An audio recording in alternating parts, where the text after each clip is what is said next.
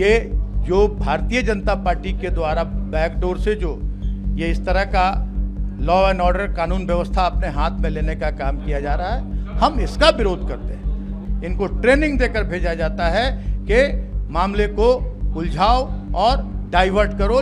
जिन लोगों ने ये काम किया है वो भी छात्र नहीं है, जिन लोगों ने ये पुतला फूंकने का वो सीधे सीधे भारतीय जनता पार्टी के गुंडे हैं। जी, आप मुख्यमंत्री का पुतला फूंकने से नाराज है, बीजेपी नाराज है कि आप लोगों ने लाठीचार्ज करवाई। देखिए, सभी इस राज्य में सभी लोगों को उनका संवैधानिक अधिकार, उनका मौलिक अधिकार, अपनी जायज बातें हर प्लेटफॉर्म पर रखने का है। लेकिन हम उनसे कभी भी मुख्यमंत्री का पुतला बहुत अनेकों बार फूंका गया है, कभी कोई विरोध नहीं हुआ, कहीं नहीं हुआ। माननीय मंत्रियों का पुतला फूंका गया, बड़े बड़े नेताओं का पुतला फूंका गया। लेकिन आज जब न्यायपालिका के आदेश के विरुद्ध अगर भारतीय जनता पार्टी के इशारे पर और अभी जो काला कानून इस राज्य को पीछे करने, इस राज्य की जनता को उसका हक अधिकार दिलाने में बाधा जो बनने वाला कानून MMDR कानून जो लागू किया गया है, उससे जनता को विमुख करने के लिए ये जो भारतीय जनता पार्टी के द्वारा बैकडोर से जो ये इस तरह का लॉ एंड ऑर्डर कानून व्यवस्था अपने हाथ में लेने का काम किया जा रहा है, हम इसका विरोध करते हैं। अगर माननीय मुख्यमंत्री का कहीं विरोध है, माननीय मुख्यमंत्री सरकार की गलती है, सरकार कोई गलत निर्णय ले रही है, तो सभी को हक है पुतला फूंकने का। और ये तो हमारे संविधान में, हमारे डॉक्टर बाबा साहब भीमराव अंबेडकर जी ने जो हमें संविधान दिया है, उस संविधान में सभी को अधिकार है।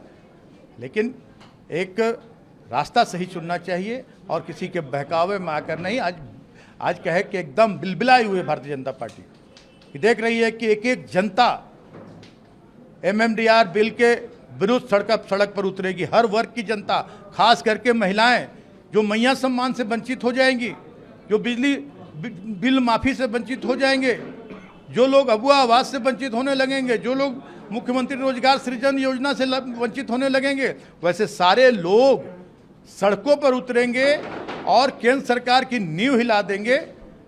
ऐसे इस मामले से दिग्भ्रमित करने के लिए इनको ट्रेनिंग देकर भेजा जाता है कि मामले को उलझाओ और डाइवर्ट करो। लेकिन राज्य की जनता सब कुछ देखती है, समझती है, जानती है।